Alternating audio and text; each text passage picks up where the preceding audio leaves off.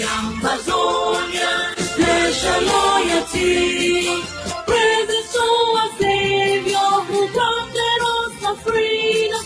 Allegiance to the hero who God alone we gather. To glory we rise and never to fall. Hearing a nation flowing with milk and honey. Glory, glory, glory to the Father for making you a nation, a joy forevermore. Amazonia, land of freedom, you shall live in plenty, meeting our needs. And your children shall be like the stars above. The Most High God be the watchman of this nation. Amazonia, land of freedom, you shall live in plenty, meeting our needs. And your children shall be like the stars above. The Most High God be the watchman of this nation. Welcome back, everyone, and we think we have Fru back.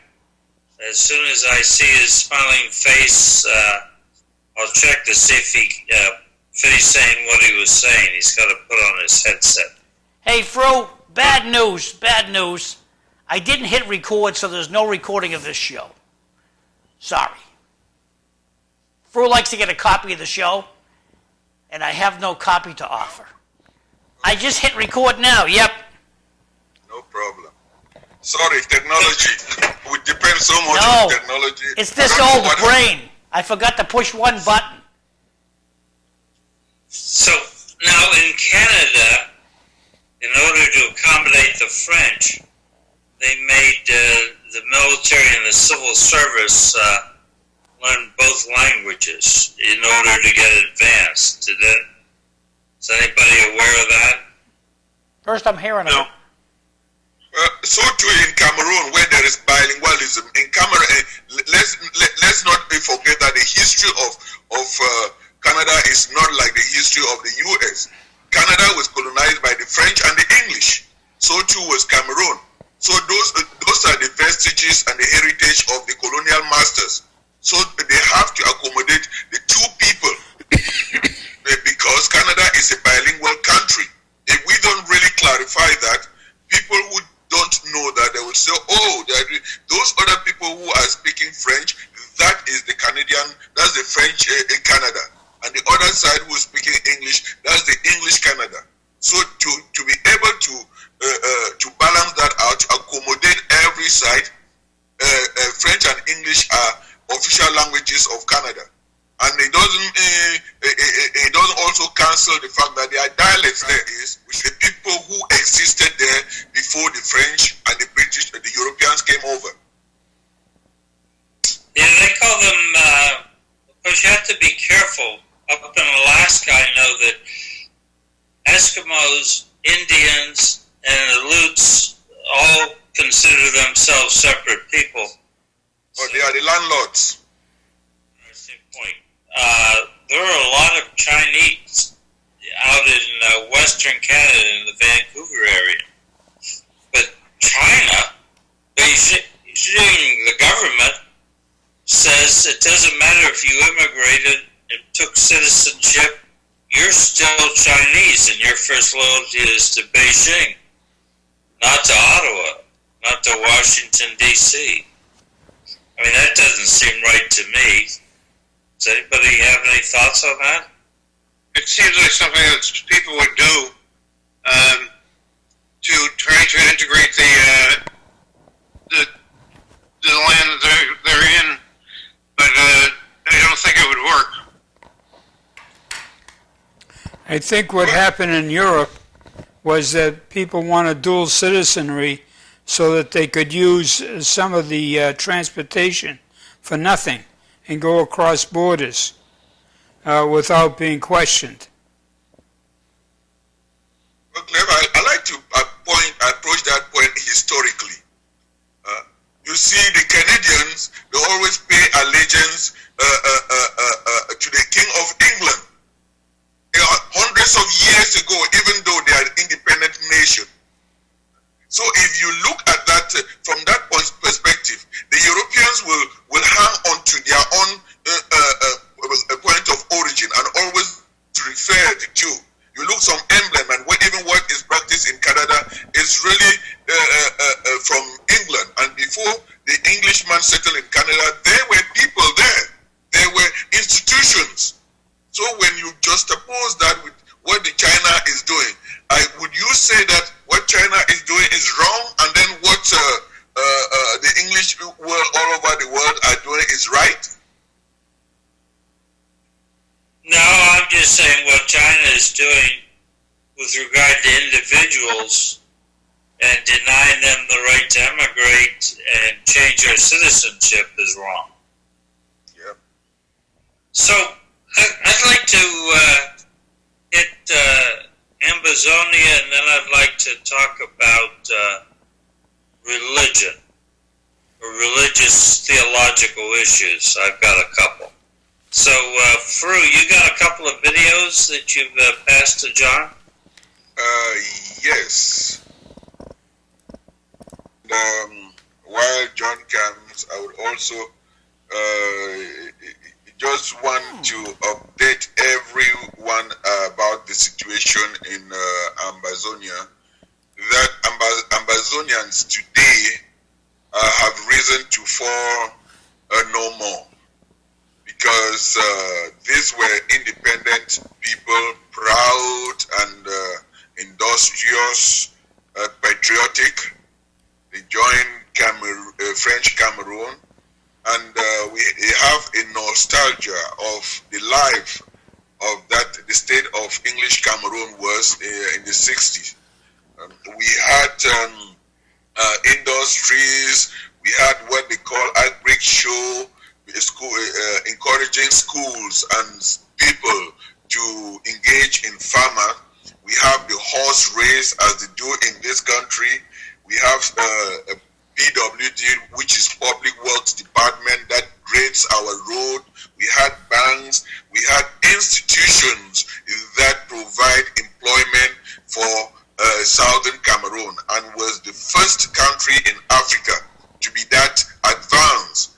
When we joined French Cameroon, they came over and looted everything and intimidated our people to the point where all our leaders could not even speak anymore.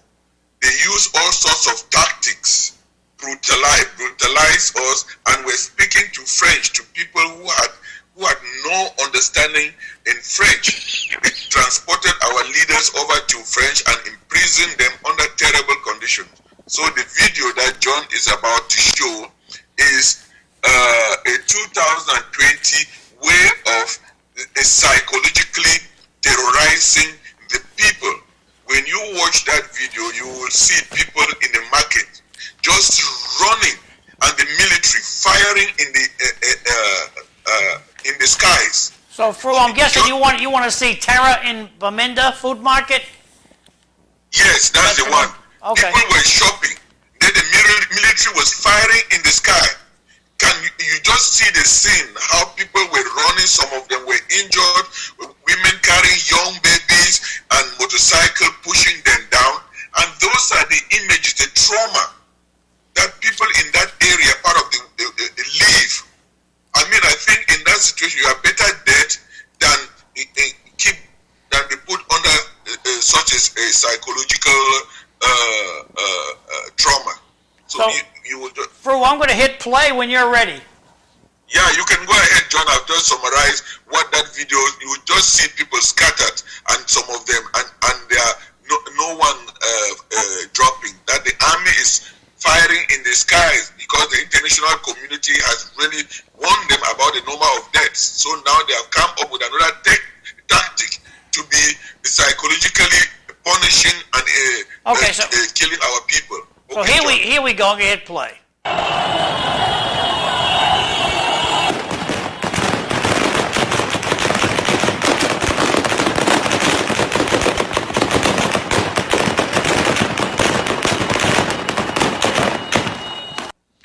So can you tell us what just happened there, Fru?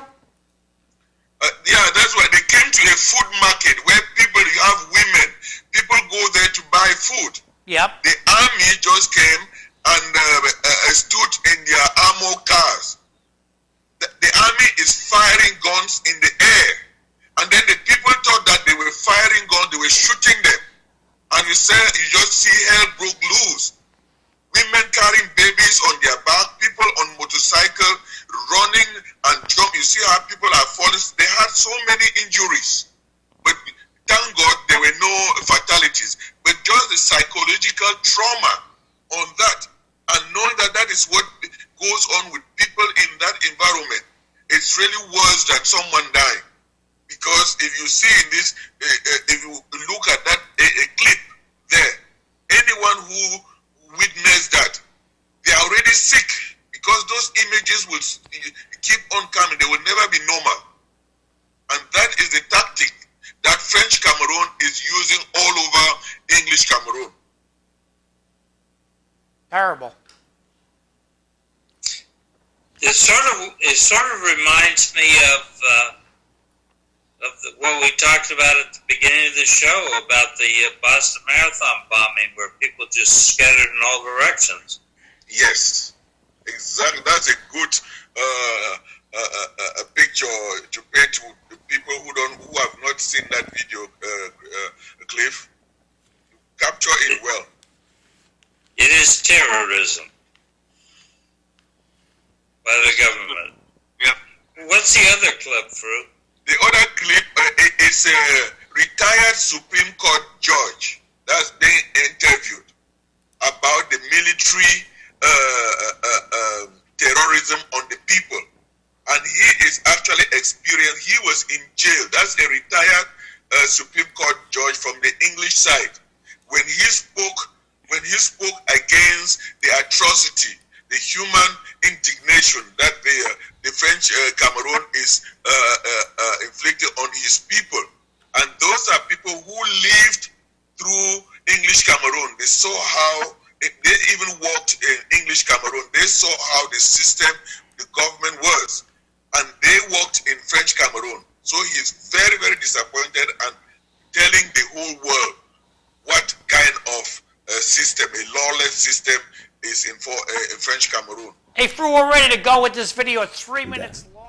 Barrister Ayepola Bine, you're saying that the military has been committing atrocities, killing people in the two Anglophone regions of the country.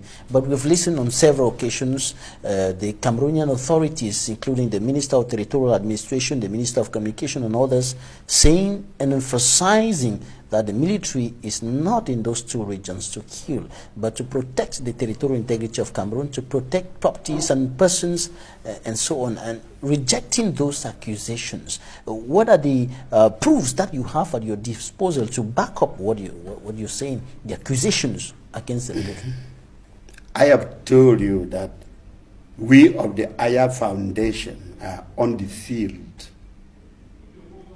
Would you tell me that people dressed in military uniform, who stop us escorting somebody wounded to the hospital and extract that person from the ambulance and kill, need any more proof?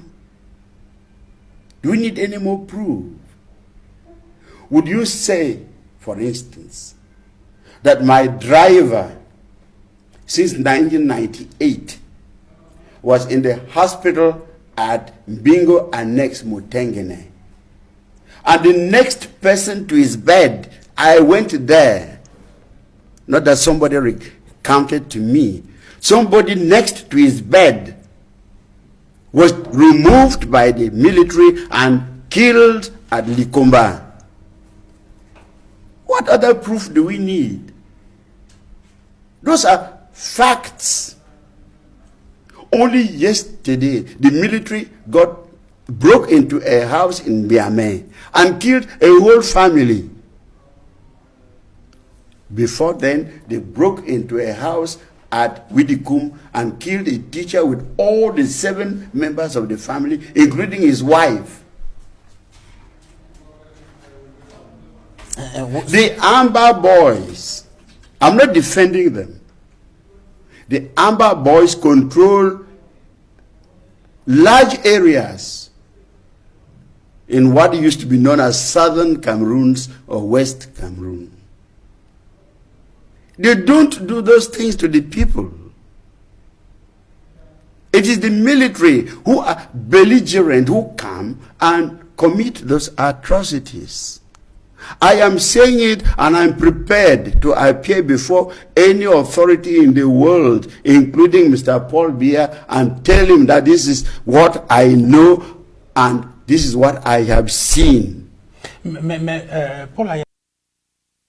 Back to you guys. I couldn't shut him off a minute through because he was in the middle of a point.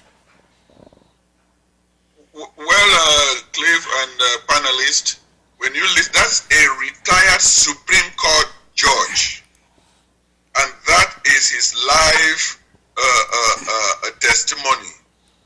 Being interviewed in Cameroon, and he said that he is willing to stand in front of Paul Buea. For your information, who is Paul Buea? Paul Buea is the president of French Cameroon for 38 years. He is 87 years old. And he has not been seen. He has not been seen since the COVID-19 happened. There are rumors that he's not even breathing. So there is a lot of genocide that is going on in Southern Cameroon, and that is what we are just saying. And I'm glad that this platform, you are doing such a wonderful thing. When I listen to George, Jim, John, and Cliff's your comments, it actually brings this tragedy, this human suffering and genocide to the whole world. And the only thing I can say is I thank all of you. I thank all of you for taking the time to study about Ambazonia and come here and discuss so that the world should know. Hey, Fru, let me ask you this question. A few years ago, I went down to the Lowell City Hall. You invited me to go down there just to meet some of the officials from Cameroon. Then they went back to Cameroon and they tossed them all in jail.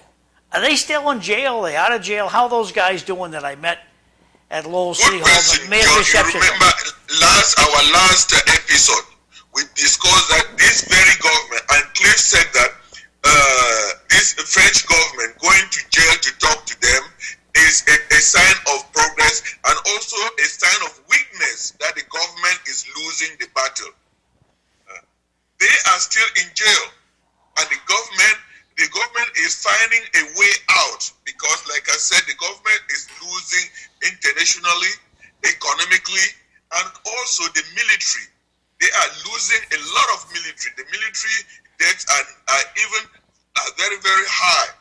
So the people that you met, John, you talked to them, you took pictures of them. Shook their hands, yep, nice guys. Because that creates the archives of, and that will become the history of Ambazonia.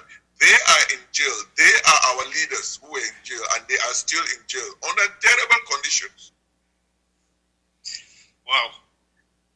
Okay, so you brought up, in my mind, an interesting question, and that is, what should guide the U.S. foreign policy?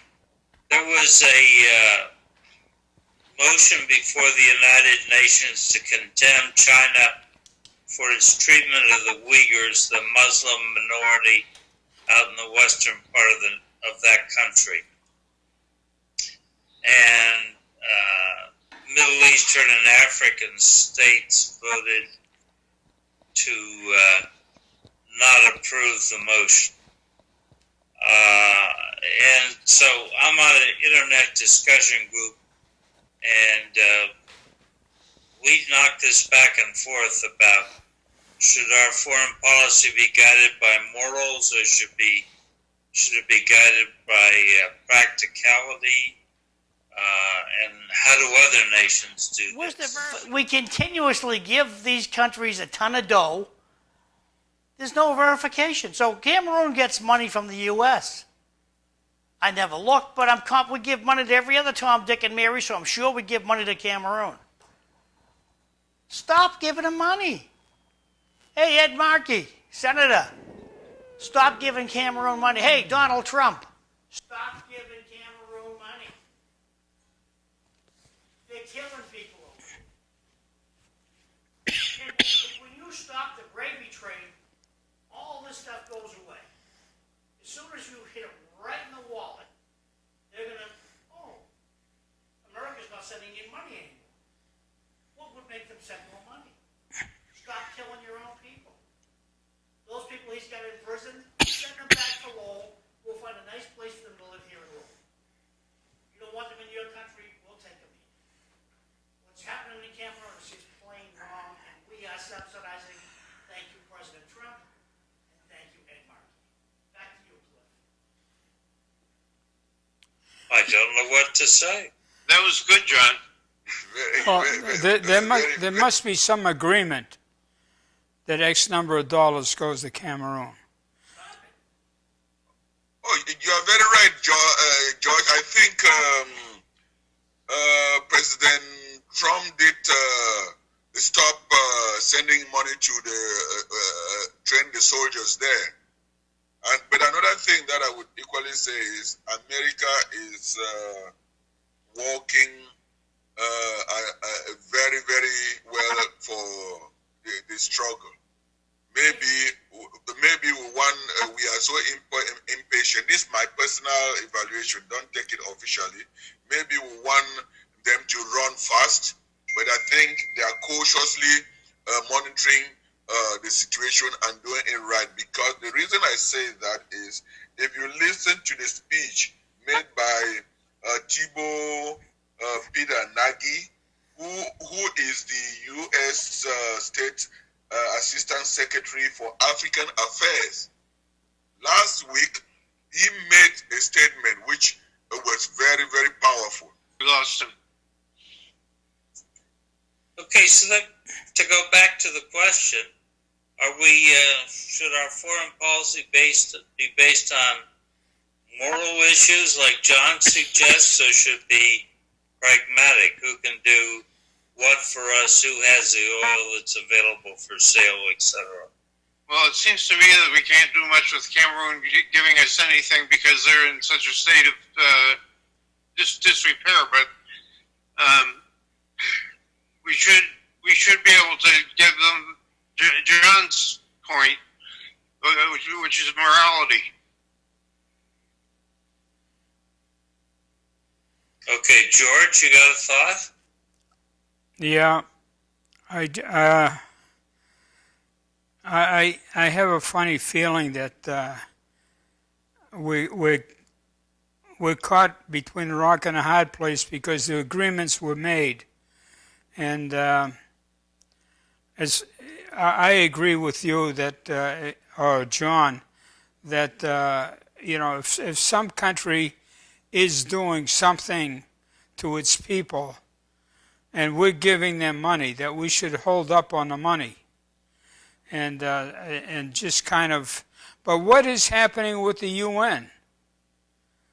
Why haven't they?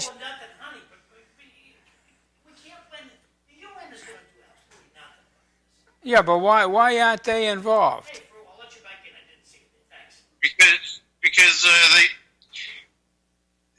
Because French is the common language in the UN. So what?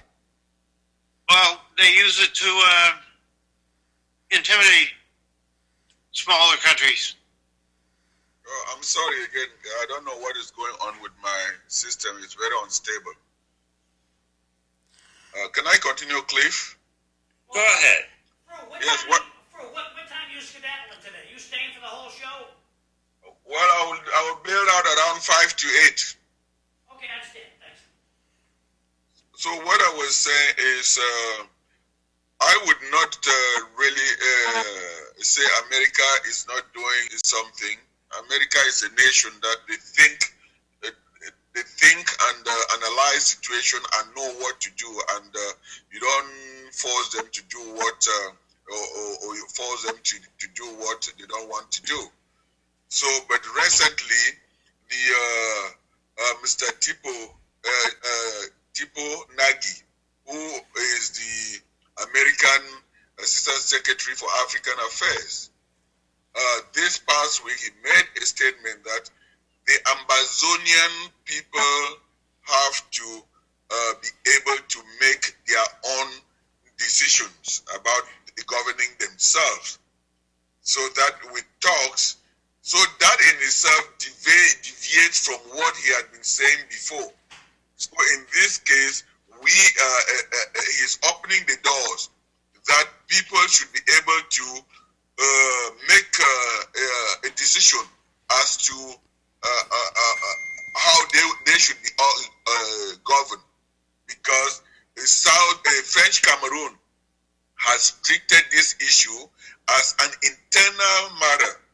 It's not an internal matter, it's an international matter, because these are two independent states that in the 60s they had their separate government, constitution, international borders, and for French Cameroon to be treating it as part of its own territory, it is an annexation, an illegal annexation, which I think personally, the U.S. Secretary of State for African Affairs is already hinting and telling the world that, we know this. We voted, America voted in 1960 to grant Southern Cameroon independence. And even that French Cameroon voted against a union treaty with Southern Cameroon. So, Cliff, I think I'm very, very optimistic that things will happen. And there is a lot of pressure coming from the international community economically, and that there will soon be talks. If you, from what you said, Cliff, that goes to support your correct analysis that if the government is trying to reach these people in jail, they are coming from a point of weakness. I really see that is foresight, and it's only wisdom that can people who have who can see far and have that knowledge that can interpret situations like that. Okay, I also wanted to ask you, what is the terrain like in Cameroon or Ambazonia, and what do you do for exports and that type of thing? Do you have people working or? Well, Cliff, Jim, that's a very good question. As I started by looking back with nostalgia when West Cameroon, as we call it, Southern Cameroon, and today Republic of Ambazonia. There is a saying in Africa that Cameroon is the breadbasket of Africa. Okay. That should tell you a lot. We are self-sufficient. If French Cameroon, that is 80% of the population, and English Cameroon, that is 20%. They bring in 70% to the national GDP. That should tell you that Southern Cameroon, which is twice bigger than Kuwait, will be can stand on its own than French Cameroon. And you would know that in the 60s, we had 4 airports in Southern Cameroon and one natural seaport. These were international airports. That even when President Nkrumah from Ghana, he flew directly into Tico International Airport. When we joined with French Cameroon, they destroyed all the infrastructure, and what they were doing was systematic to actually disenfranchise English Cameroon and rendered us incapable of standing up to them. So today we had the Public Works Department that graded our roads. If you come over to the English Cameroon, there are no highways. The part roads that are big, that exist now, like from Bamenda to Wom, and even from Bamenda to Manfe, they are the roads that were dug in the 60s. So this is part of Africa that is very rich in the only producing oil facility in the whole of Cameroon is in English Cameroon. Even the plantations, rubber, banana, coffee, you name it, they are in English Cameroon.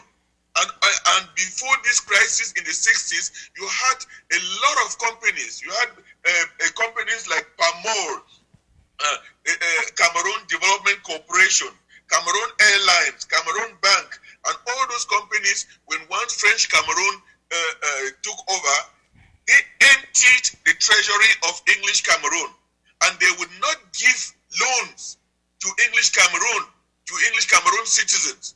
And that is why if you go in Cameroon, the economy is lopsided.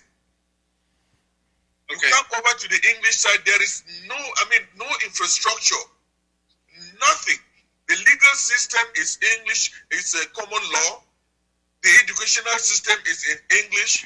The mentality and our culture is of peaceful demonstration and peaceful resistance if the government do not take care of people. And that is why our people, like in this country and all over the world, they go demonstrating peacefully. But on the French side, they believe that if you come out, the government should use the military might to intimidate and oppress people so that they run away. And that is the clash of the two systems manifesting itself in Cameroon.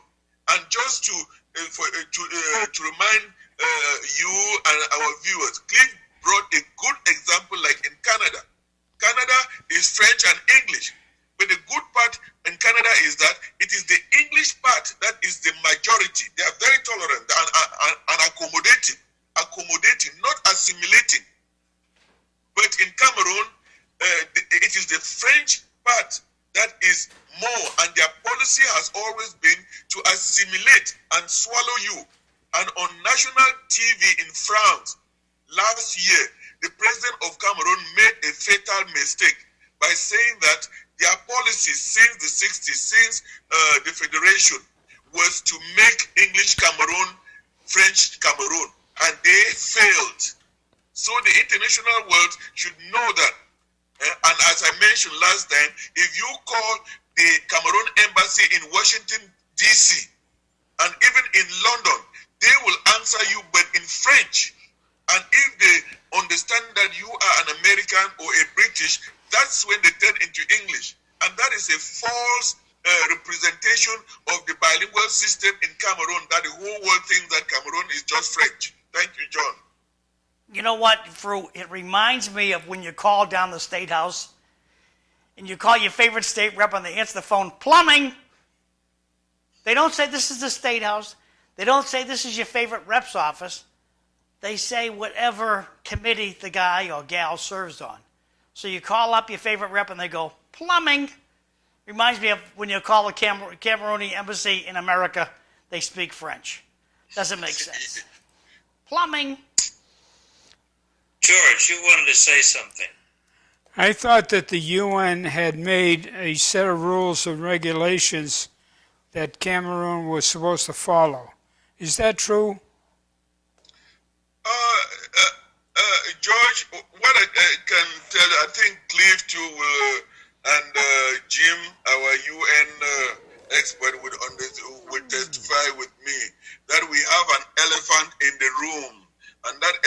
is sitting at the Security Council, and that member is nobody else than the godfather of French Cameroon, who is France.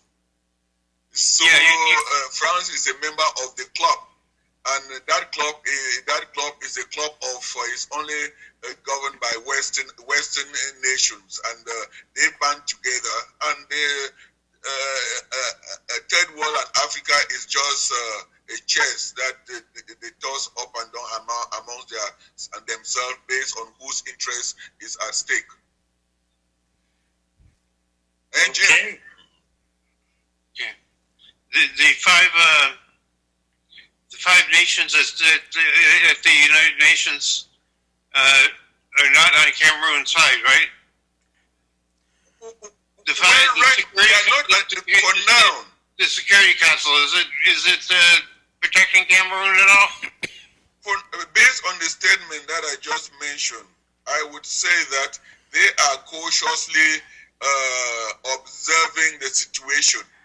Okay. And that I would also say that I believe America has not forgotten its vote in 1960 to allow that Southern Cameroon should be independent, and that Southern Cameroon was once a trust territory, not really a colonial property of France. It was a trust territory. There were two trust territories in Africa: Southern Cameroon and the French Cameroon, and all of them were granted the option to become independent states by the UN.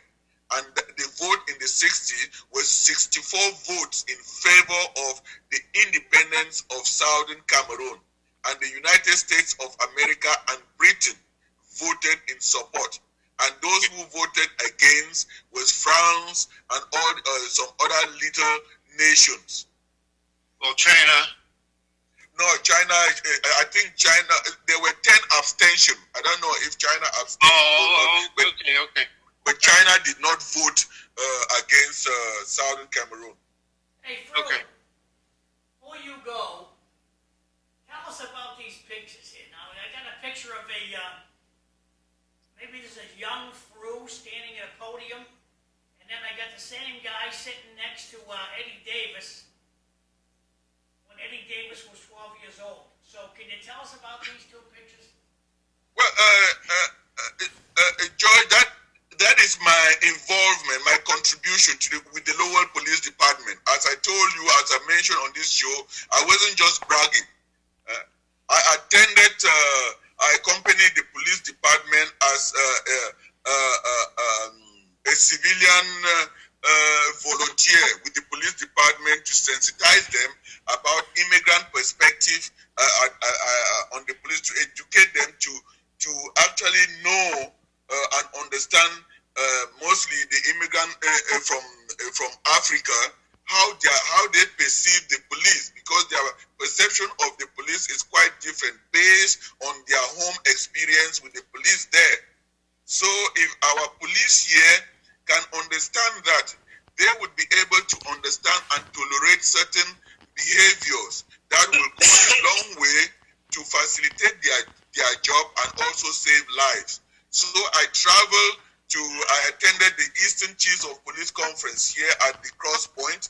I was really a regular participant there, giving my own contribution.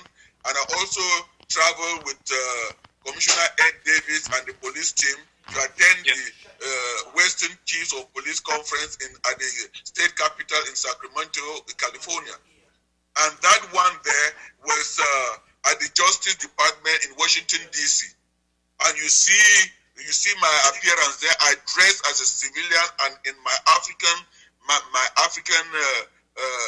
attire to show that Lowell is tolerant, accepting immigrants, and that was the image I was projecting and about our wonderful city. That we are a city on the hill, a city that I always call the United Nation of Cities. So, Fro, let me ask you, okay? Now, here we are. Eddie Davis is like 12 years old. This is in 2004. Did you guys fly down, drive down? This is down in Washington, D.C., correct? Yeah. So, if you think back then, did you fly down or drive down? No, John, that's a good question. We did flew down. It was not only the two of us. It was a team. Okay. We were the two presenters. I made a presentation from the community and the immigrant community point of view.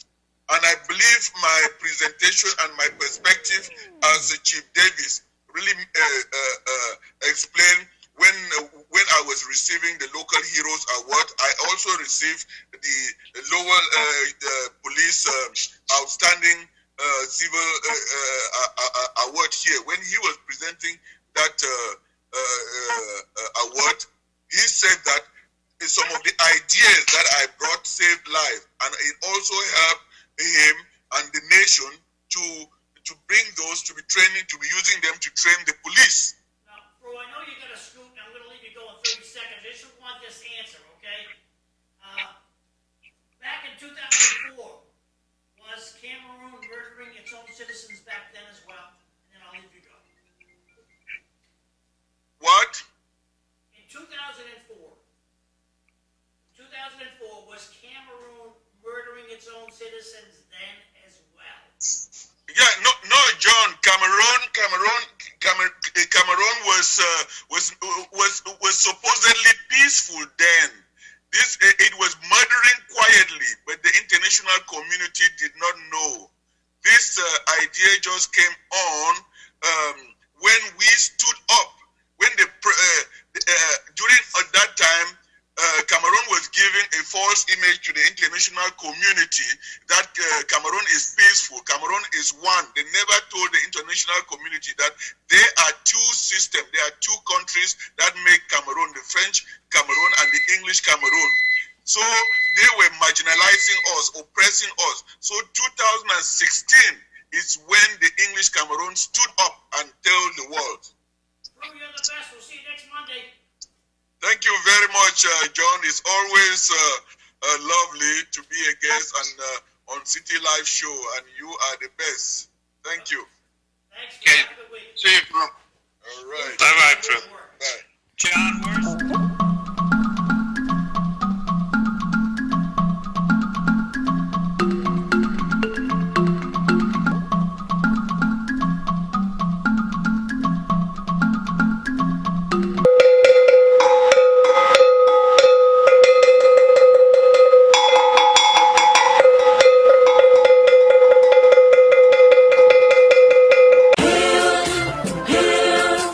Hail this land of glory, we the Ambazonia, special loyalty. Praise the soul of Savior who granted us the freedom. I live the soul of hero, for God alone we gather. Glory will rise and never to fall. Hearing a nation flowing with milk and honey. Glory, glory, glory to the Father for making you a nation, a joy forevermore. Amazonia, land of freedom, you shall live in plenty, meeting our needs. And your children shall be like the stars above. The Most High God be the watchman of this nation. Amazonia, land of freedom.